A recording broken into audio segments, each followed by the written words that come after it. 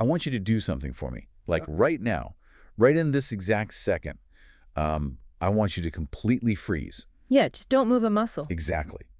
Don't adjust your posture. Don't fix how you're sitting. Yeah. Just observe the physical space you are currently occupying. Take a quick mental scan. A really honest scan. Right. But Are your shoulders slowly creaking up towards your earlobes like you're bracing against this invisible weight? Is your jaw locked so tight you could, I don't know, crack a walnut? probably. And check your breathing. Okay. Like, are you actually taking full deep breaths, or are you just sipping these little shallow pockets of air right at the top of your collarbones? It is genuinely staggering how often the answer to all of those questions is just a hard yes. Yeah. And yet, the person listening is entirely oblivious to it until the exact moment you point it out. We simply carry around this low-grade chronic state of sympathetic arousal. Just constantly stressed. Exactly. It's this physical bracing against the world, and we treat it like it's our default factory setting. And realizing that you are clenched like a fist right now, that is the perfect launch pad for our mission today. So, welcome back to the deep dive. Glad to be here. Usually when we get together to synthesize our research stacks, we spend a massive amount of time talking about optimizing the mind's software. Oh, yeah. The cognitive frameworks. Yeah, the decision matrices, how to spot cognitive biases, all that mental gymnastics. But today, we are completely pivoting. We really are. We are shifting our focus away from the software to actually inhabiting the hardware. We're talking about your physical body, and we're exploring what the sources beautifully refer to as the Symphony of Embodiment. Which is an absolutely necessary pivot if you look at the trajectory of modern optimization culture. What do you mean by that? Well, there's this pervasive, almost unspoken goal of trying to escape the physical body. Like we want to upload ourselves into some transcendent realm of pure, detached intellect. Whose brain's in a jar. Exactly. But true mastery doesn't work that way. It's about recognizing that your body isn't a limitation to overcome. It is the ultimate, irreplaceable interface for reality. I love that. And as we get into this, let's just let the environment reflect that conceptual shift. So if we're usually sitting in a sterile, rigid, temperature-controlled server room of the mind... Which is our usual vibe. Right. Well, we are walking out of that room right now. I want you to imagine stepping into a vibrant, pulsing, incredibly dense bioluminescent forest. Oh, wow, okay. Everything is connected, everything is communicating, and nothing operates in isolation. That is the kind of living, responsive network we are actually dealing with when we discuss human physiology. I want you, the listener, to really hold on to that image of the bioluminescent forest, because here is my big promise to you today. By the end of this deep dive, you are going to understand the exact biological mechanisms needed to stop treating your body like a passive meat suit. The meat suit mentality is so toxic. It really is. It's just this dumb vehicle whose only job is to ferry your supposedly brilliant brain from one Zoom meeting to the next. Right. Instead, you'll learn how to treat it as a biological supercomputer, like a creative streaming service capable of generating profound, fully formed insights almost on autopilot. But to actually play that symphony, we have to deeply understand the instrument we're holding. Yeah, and the research immediately challenges our most basic, fundamental definition of what the body actually is. Right, because our cultural definition relies on this completely outdated top-down hierarchy. We have been conditioned, both educationally and culturally, to view the brain as the undisputed CEO of the body. The boss. Exactly. The narrative is that the brain sits up in its executive corner office in the skull, doing all the brilliant analytical work, making the strategic decisions. And the body just follows orders. Yes, the brain issues mechanical orders down through the spinal cord to the body, which is viewed as this passive, slightly unruly piece of heavy machinery just waiting for instructions. So the brain is the visionary architect, and the body is literally just the forklift moving the bricks. Precisely. And neurologically, biologically, that top-down model is entirely false. Completely wrong. Completely. Your body is not a traditional corporation with a single micromanaging CEO. It is a peer-to-peer ecosystem. Oh. The sources suggest it's far more accurate to conceptualize your body as a highly complex, autonomous smart city. Okay, let's unpack this. Because changing that mental model is the prerequisite for everything else we're going to talk about today. It really is the foundation. So how do the physiological components actually map onto a decentralized city grid. Well, think about how a modern smart city actually functions. You do not have one person sitting in a control room manually flipping every single traffic light from red to green. That would be a disaster. Right, or individually dispatching every single ambulance. The system is distributed, it's decentralized. In your physiology, the brain isn't the boss, it's just the central processing server. The nervous system acts as the fiber optic cabling, transmitting billions of electrochemical signals every second.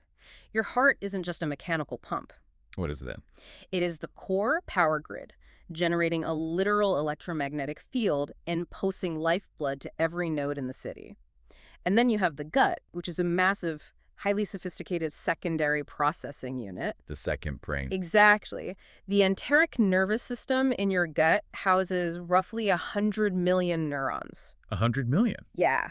That is quite literally a second brain that independently synthesizes neurotransmitters, regulates immune responses, and directly influences your cognitive mood without asking the brain in your skull for permission. Wait, hold on. I have to push back on this localized genius idea for a second. Go for it.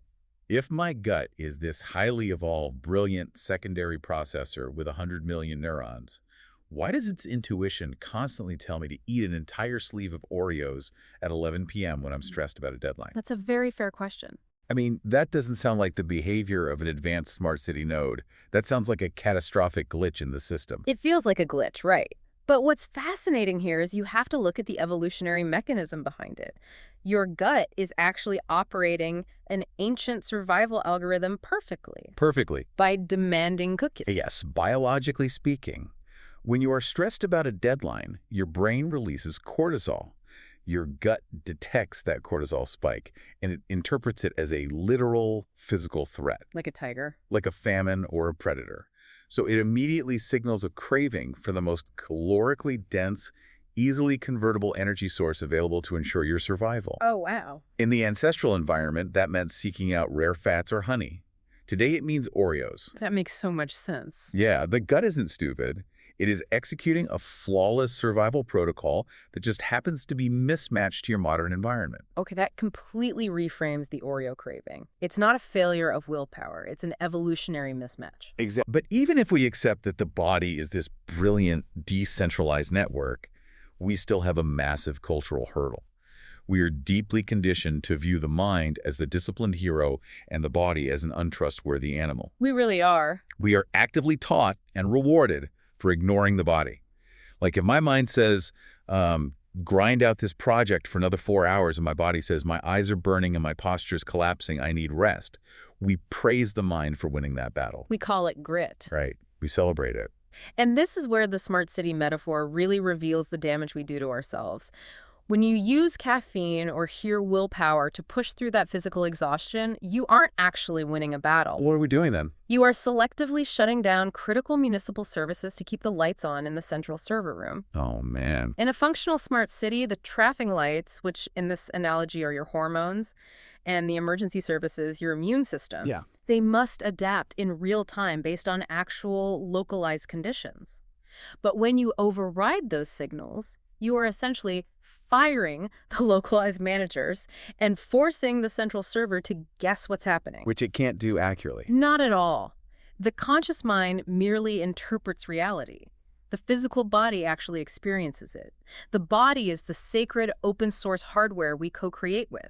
Right. When you forcefully override its signals, you are intentionally blinding the most sophisticated diagnostic equipment in the known universe. I love that phrase. Blinding the diagnostic equipment. It's like ignoring the cooling fan screaming on your laptop motherboard. That's a great analogy. You can put on noise-canceling headphones so you don't have to listen to the fan whirring, and you can congratulate yourself for your intense focus, but you are still going to melt the motherboard. You're going to destroy the machine. Exactly. Which brings us perfectly to the next layer of the research. If the body is a complex smart city and the cooling fans are spinning, how do we actually read the diagnostic reports? They have to learn its language. Right. What is the output? According to the sources, we have to learn its native programming language, which is physical sensation. Right. We have to learn how to decode the dashboard. And the texts are incredibly uncompromising on this point. Physical sensations are not random background noise. They're not just annoyances. No, they are highly specific, highly calibrated, data-rich packets of information. When you noticed your locked jaw or your tight shoulders at the very beginning of this deep dive, Yeah, the tension? that wasn't just mechanical muscle strain from sitting in an unergonomic chair. That tension was a literal system notification. Like a push notification on your phone. Exactly. Your somatic nervous system was pushing a notification to your conscious brain that read, unprocessed stress detected in the environment, defensive bracing initiated, immediate behavioral adjustment required. But because we don't speak the language of sensation, we just pop an ibuprofen and keep staring at our screens. We treat it like spam. We treat the notification like a spam email.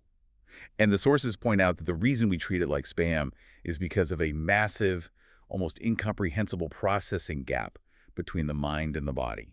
The math here is genuinely staggering. Can we walk through how neuroscientists actually quantify this? Because it changes everything about how we view intuition. The mathematical disparity is the entire key to understanding embodiment. Your nervous system, that sprawling fiber optic network of the smart city, processes roughly 11 million bits of information per second. Just to pause on that, 11 million bits.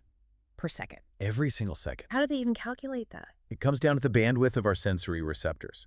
For instance, the visual cortex alone processes about 10 million of those bits through retinal ganglion cells every single second before your brain even registers what you are looking at. So my eyes are doing that much work before I even know I'm seeing a coffee cup. Exactly. And your skin and tactile receptors are pulling in roughly a million bits, measuring microfluctuations in temperature, air pressure, and texture. It's insane. Your auditory system is pulling in around 100,000 bits. It is a fire hose of raw environmental data. Now compare that 11 million bit stream to your conscious mind. The part of me talking right now. Right, the prefrontal cortex. The part of you that is thinking, narrating, analyzing, and listening to my voice right now. The conscious mind can only process roughly 40 to 50 bits of information per second. 40. 40. Compared to 11 million. So if my conscious brain only gets 40 bits out of 11 million, my conscious awareness is essentially a heavily compressed, incredibly pixelated JPEG of reality. That is the perfect way to look at it. And my body's physical sensation, my gut feeling, is the massive uncompressed raw file. Exactly. But because my 40-bit conscious mind cannot possibly read the raw file's underlying metadata, it just dismisses the whole thing as irrational anxiety. That is exactly what happens. We dismiss it as mysticism or woo-woo nonsense, but intuition isn't mystical in the slightest. Not at all. Intuition is simply the 99.9996% of the environmental data that your body successfully captured, processed, and evaluated, which your conscious brain simply hasn't had the time, the bandwidth, or the vocabulary to articulate yet. It's so humbling. Intuition is hyper-advanced pattern recognition operating at a speed that linear thought cannot match. This completely demystifies the idea of trusting your gut. It's not a wild guess. It is an 11 million bit processing engine handing a fully formed, mathematically sound conclusion to your 40-bit conscious mind. Yes. But because the conscious mind is obsessed with showing its work, it rejects the answer. It says, I don't know how you got there, so it must be wrong. So we ignore the 11 million bit system day after day, year after year, until the system has no choice but to literally scream at us to get our attention. Which manifests physically. Right. As a panic attack or a chronic autoimmune flare-up or just total adrenal burnout. And that chronic habit of ignoring the data stream is what psychologists and the sources refer to as dissociation. Dissociation. Yeah, and dissociation isn't just a clinical term for severe trauma. It is the mundane, everyday practice of numbing out. Like drinking way too much coffee. Exactly. When we routinely use 3 shots of espresso to blast through a sleep deficit, or when we use pure grit to override the pain of a repetitive stress injury, we are actively practicing dissociation. We are silencing the system. We are forcefully silencing the biological supercomputer. We are meticulously training ourselves not to feel. So how do we undo that? To reverse this damage, the research lays out a 5-fold path to full embodiment. It's a progressive, highly biological toolkit to bring all the city services back online. Let's really dig into the mechanics of this 5-fold path, because this is the practical countermeasure to the numbing. This is how we plug the motherboard back in. The first step is sensation. Okay, sensation. This is re-engaging the hardware. It is the deliberate practice of feeling your physical presence from the inside out, like doing an internal scan. Without judging it, right? Yeah. Exactly. Noticing the subtle temperature gradients on your skin or the specific gravity of your limbs without immediately judging it or trying to fix it, you are simply allowing the raw data to reach the conscious mind. Okay, step one is reading the raw data. Sensation, what's step two? Step 2 is breath. This is the primary power source and the ultimate bridge. Because it's automatic and manual. Right. Breathing is entirely unique in our physiology because it is governed by the autonomic nervous system, meaning it happens perfectly well when you are unconscious, but you can also seize manual control of it at any moment. Right, I can hold my breath right now. Exactly. When you intentionally slow your breathing, specifically extending the exhale, the movement of your diaphragm physically massages the vagus nerve. And what does that do? That mechanical stimulation triggers the release of acetylcholine, which acts like a brake pedal on your heart rate, instantly shifting you from sympathetic fight or flight into parasympathetic rest and digest. Wow. It's a literal manual override switch for your state of panic. It's hardware hacking. Okay, so sensation, breath, and then step three is movement, right? Which the source is called the operating system. Yes. Movement is how we interact dynamically with our environment. It activates proprioception, which is your body's ability to know exactly where it is in three-dimensional space. Right. Movement forces the nervous system to constantly calculate and recalibrate. Then, step 4 is stillness. This acts as the diagnostic mode. I have to say, I find stillness to be the hardest part. Like, I can do the breathing, I can go for a run, but just sitting still feels like torture. Yeah. Why is stillness a separate necessary step? Because stillness changes your brainwave architecture. When you are constantly moving and reacting, your brain is locked in high beta wave frequencies. The fast, anxious ones. Fast, anxious, task-oriented processing. When you enforce physical stillness and remove external stimuli, your brainwaves begin to slow and synchronize into alpha and eventually theta states. Oh, interesting. It is only in these slower frequencies that you can finally hear the deeper somatic signals your body is trying to broadcast. You have to lower the background noise to hear the whisper. That makes a lot of sense. And then the last step. Finally, step 5 is expression. This is the output. Expression. Like an emotional expression. Yes, but physicalized. It is the physiological necessity of allowing the internal sensation you've just processed to manifest authentically in the physical world. Oh, I see. If you feel grief, you must allow the physical mechanism of crying. If you feel joy, you allow the kinetic expression of laughter or movement.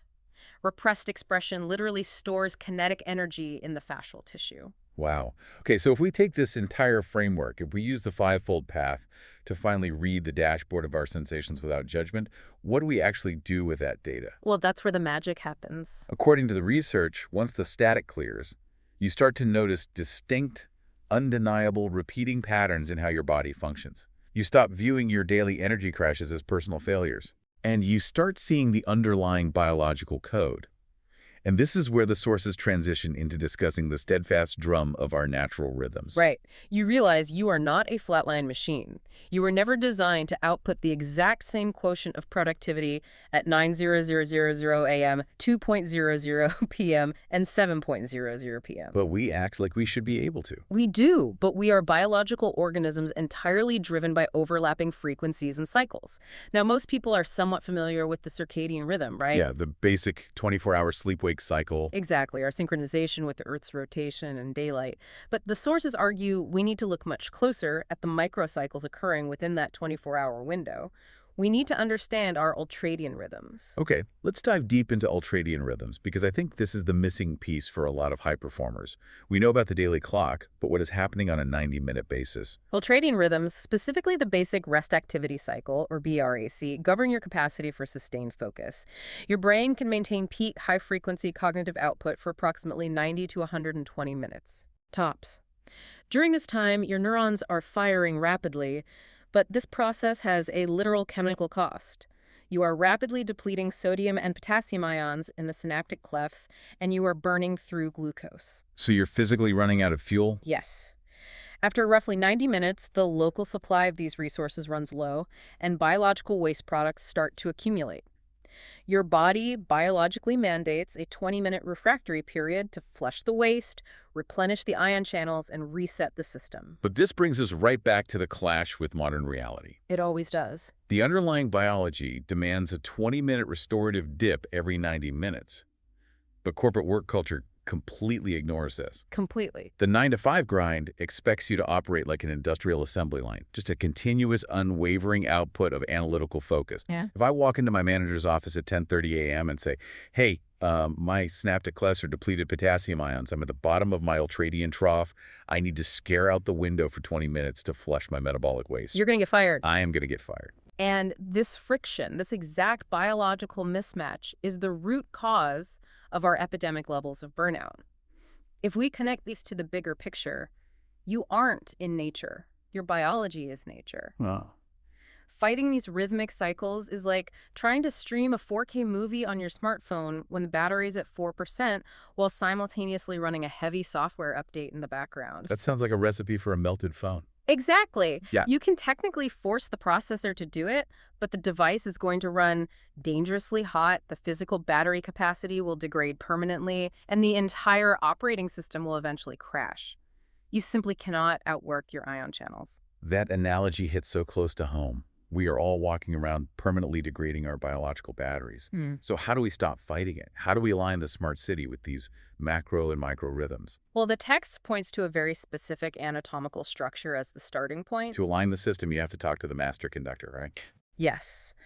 Deep inside your brain, in the hypothalamus, there is a tiny cluster of about 20,000 neurons called the suprachiasmatic nucleus, or the SCN. The SCN. The SCN is your body's master clock. It regulates everything. It controls your cortisol pulses, your core body temperature fluctuations, your digestive enzymes, and your sleep architecture. And it makes all of these systemic decisions based almost entirely on one single environmental input. Just one. Light. It sounds almost absurdly simple. Yep. We have this infinitely complex 11 million bit smart city, and the master switch is just light. How does the mechanism actually work? It's brilliantly simple, but our modern indoor lifestyle completely sabotages it. In your eyes, you have specialized cells called intrinsically photosensitive retinal ganglion cells, or IPRGCs. Okay, IPRGCs. They don't help you see shapes or colors. They contain a protein called melanopsin, which is highly reactive to the specific wavelength and angle of low solar angle light. Meaning morning sunlight. Exactly.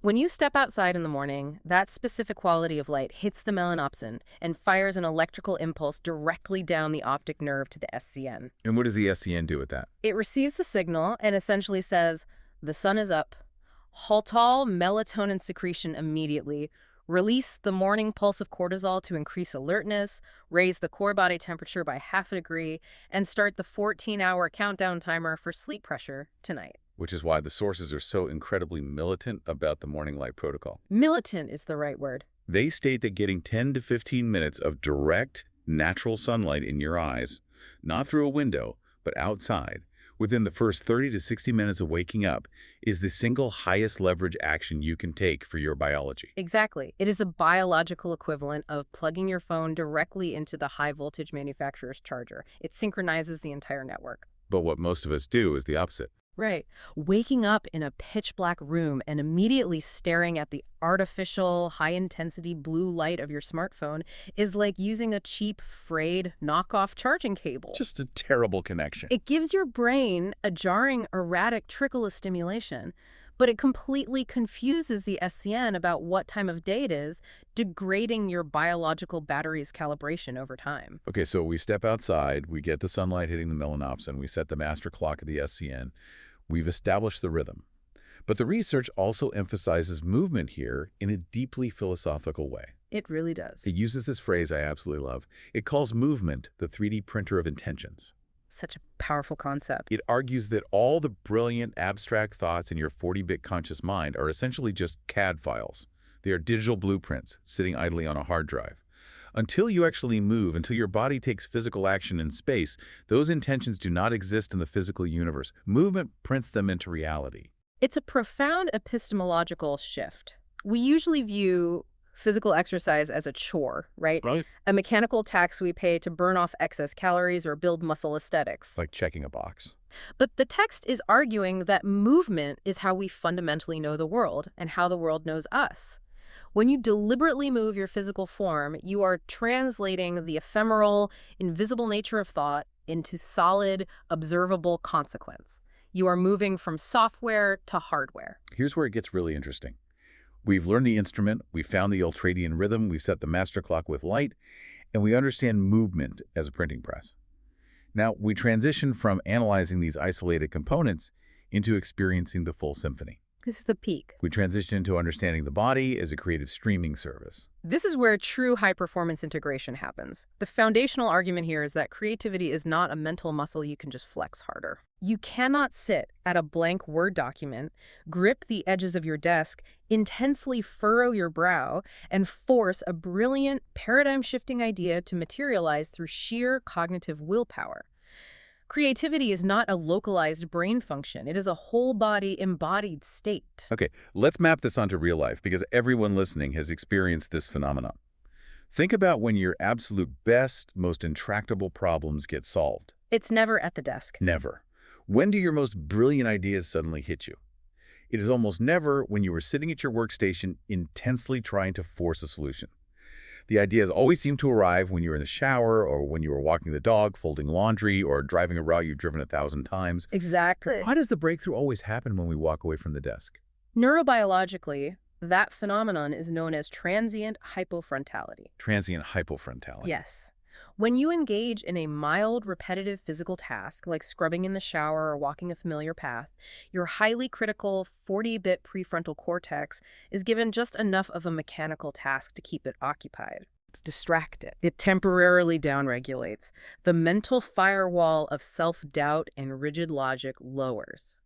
When that happens, your default mode network, which is the part of the brain responsible for mind-wandering and connecting disparate ideas, is suddenly allowed to cross-link distant neural nodes without the prefrontal cortex acting as a strict bouncer. Oh, wow. The 11 million-bit biological algorithm is finally allowed to auto-generate insights and push them up to the surface. So the ideas arrive fully formed, not because a muse visited us, but because the heavy computational lifting was finally allowed to happen in the background subconscious network, uninterrupted by our anxious overthinking. Exactly. The sources describe this as treating the body like a creative streaming service. When you move with intention, you're actively training your own internal algorithm. You take a specific 20-minute walk in the afternoon, your default mode network engages, and an idea pops into your head. You're feeding it data. Right. You are basically feeding data to your biology, teaching it, this specific physical tempo unlocks the flow state. You are curating your own biological algorithm. And the next step is weaponizing this through physical rituals. Weaponizing rituals, I like that. Rituals act as somatic playlists for the nervous system. You can use classical conditioning on your own biology.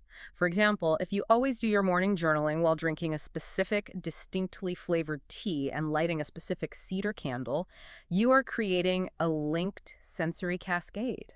Like Pavlov's dogs, but for flow state. Exactly. Eventually, just the smell of the cedar and the taste of the tea acts as a powerful physical push notification to your nervous system.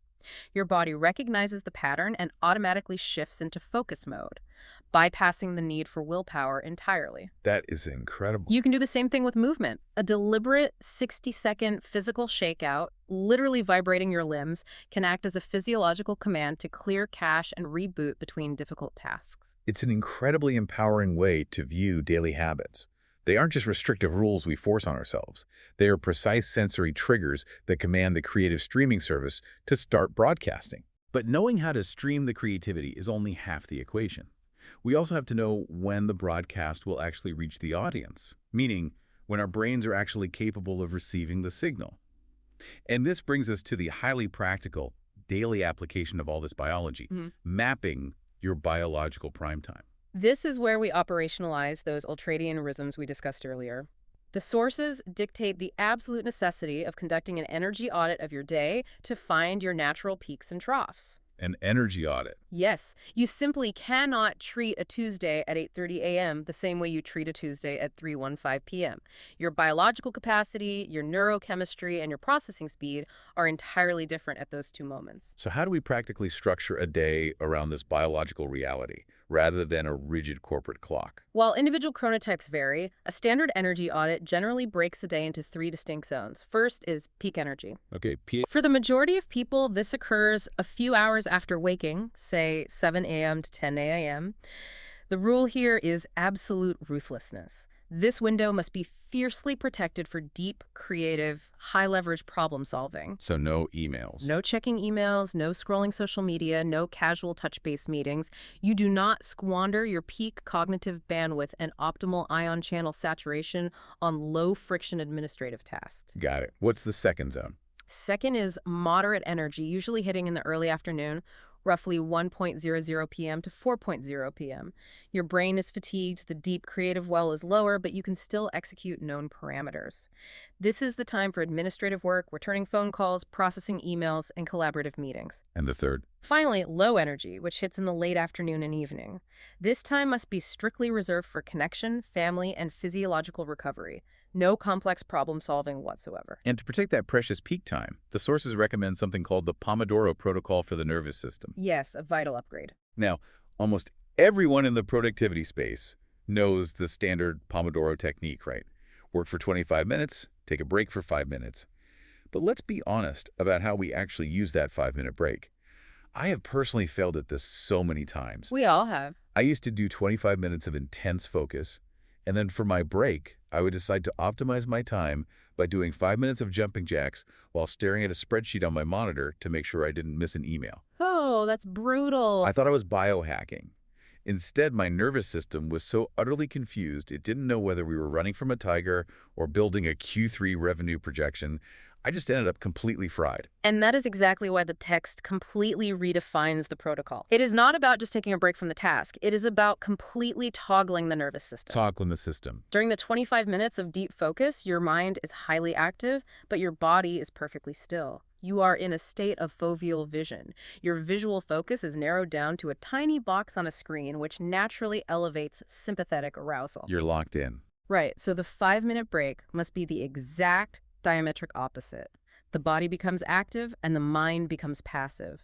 You must stand up, step away from the screen, and engage panoramic vision, letting your gaze soften and expand to the horizon. Looking out a window. Yes. Looking at the horizon literally signals the amygdala to stand down. You physically stretch or walk.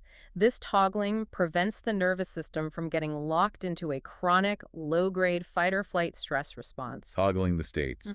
Mind active, body still, followed by body active, mind passive.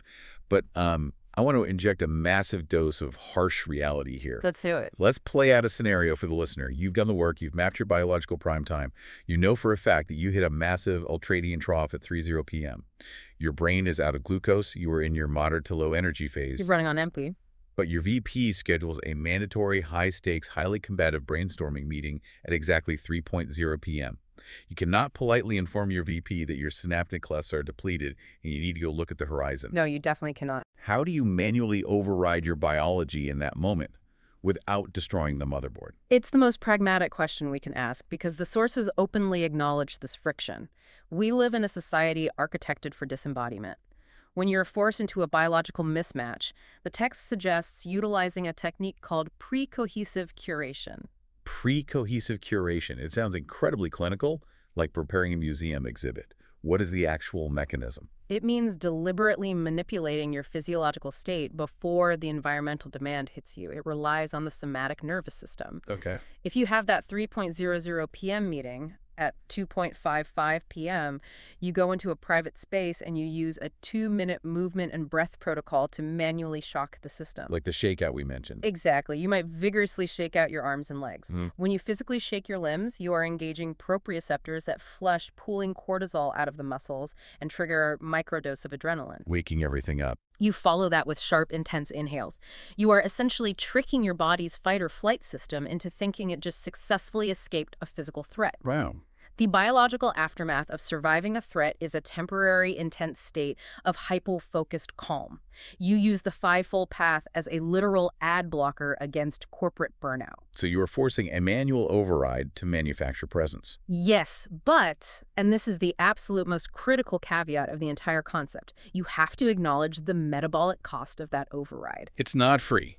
It is definitely not free. You didn't magically create new energy. You borrowed that energy from tomorrow's reserves at an incredibly high interest rate. And you must pay that debt back with deep, uncompromising rest that evening, or the system will break. You cannot run the override indefinitely, which acts as the perfect, necessary transition into our final segment. Every streaming service requires servers to go offline for maintenance. They absolutely do. Every symphony, no matter how complex or beautiful, must eventually resolve into silence. We have to conclude by looking at the biological bill coming due, the critical importance of rest, and the non-negotiable protocol of the digital sunset. This is where we face the biological absolute. The research is entirely uncompromising on this singular point. You cannot hustle, hack, or supplement your way out of sleep debt. No amount of espresso fixes it. None.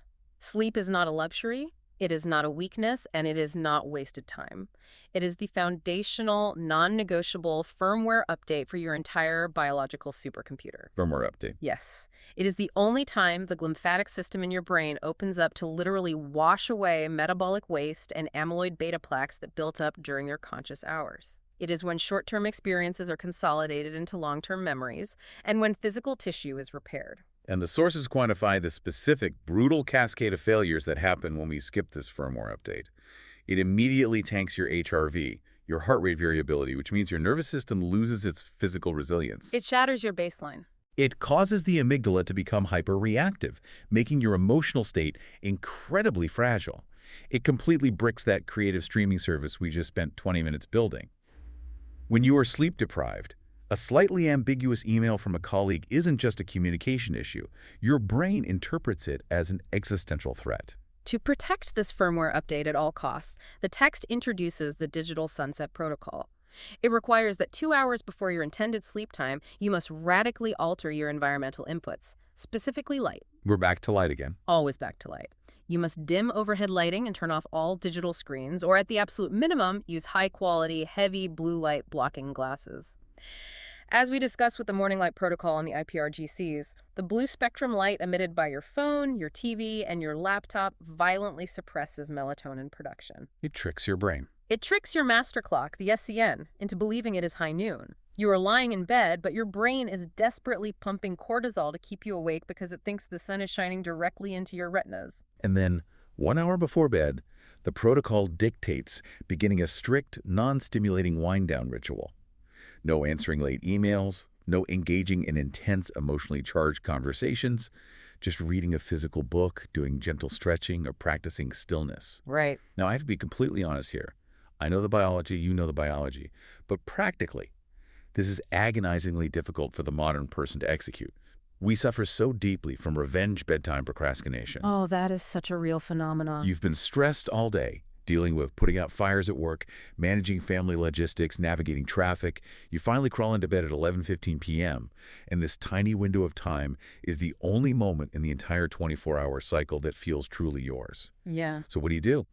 You grab the glowing rectangle and you endlessly scroll social media for an hour, willingly sacrificing your restorative sleep just to reclaim a tiny, fleeting sense of personal autonomy. This raises an important question, perhaps the most profound and challenging question of this entire deep dive. Why are we doom scrolling?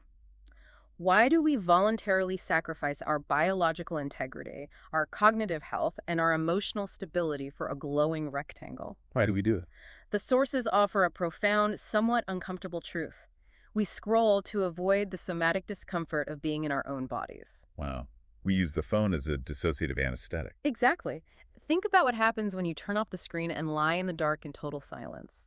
The distraction is gone. The 40-bit conscious mind has nothing to focus on. So the 11 million bits come rushing in. Yes. The 11 million bit processor finally has the floor, and it starts delivering the backlog of data from the entire day. You suddenly feel the unresolved anxiety sitting heavy in your chest. You feel the knot of tension in your gut from that stressful meeting. You feel the deep, aching exhaustion in your bones. Yeah, that sounds awful. It is profoundly uncomfortable to process that backlog. So to escape the sensation, we immediately reach back for the user interface, the phone, to hijack our visual cortex and flood the brain with cheap, predictable dopamine. We choose dissociation over embodiment. Yeah. Therefore, executing the digital sunset isn't just a matter of good sleep hygiene. It is a profound, courageous practice of radical embodiment. It is the active choice to voluntarily sit with the silence and the discomfort of your own physical presence. It is the ultimate act of reclaiming your sovereignty from the algorithmic demands of the world and returning your attention to the ancient biological algorithm of your own body. Okay, let's take a deep breath and wrap our arms around the massive conceptual journey we've just mapped out today. Mm-hmm. We started by completely dismantling the cultural myth that your body is just a passive, dumb meat suit waiting for executive orders from the brain. We threw that right out. We upgraded that mental model, recognizing the body as a highly sophisticated, autonomous, peer-to-peer smart city. We learned how to read its vital diagnostic reports by decoding the 11 million-bit data stream of our physical sensations. Using the fivefold path. Right. We learned how to plug into the correct power source by aligning with our natural circadian and ultradian rhythms, setting our master clock with morning light.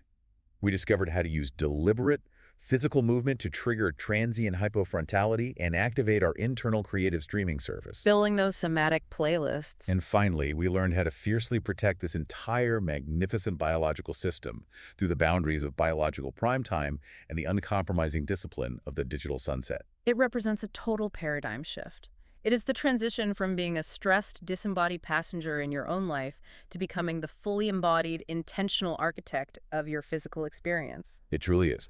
But before we sign off, I want to leave you, the listener, with one final, deeply provocative thought to explore on your own. The best part. The very end of our research stack hints at a concept related to electromagnetic resonance and nervous system co-regulation. We know from neurobiology that human beings constantly subconsciously co-regulate each other's nervous systems through microexpressions, pheromones, and heart rate variability matching. Basically, emotions are contagious. Emotions literally spread like a contagion through a network of people. So play this out logically. If you actually do the work we talked about today, if you master the symphony of embodiment, perfectly tuning your physical instrument, honoring your deepest rhythms, and standing fully present in your own somatic sensations without dissociating, does your mere physical presence begin to act like an acoustic tuning fork? That is such a wild concept. Could simply standing fully embodied, completely grounded in your own biological truth, in the middle of a crowded, anxious subway car, or a highly toxic, reactive office meeting, literally begin to calm and rewire the nervous systems of the stressed, disembodied strangers around you without you ever having to say a single word? It is the ultimate expression of the smart city. You stop just managing your own internal traffic, and you become the frequency that tunes the entire grid. You aren't just reading the dashboard anymore. You are changing the road. I'll leave you to mull over that immense hidden power you walk around with every single day. Thanks for joining us for this deep dive.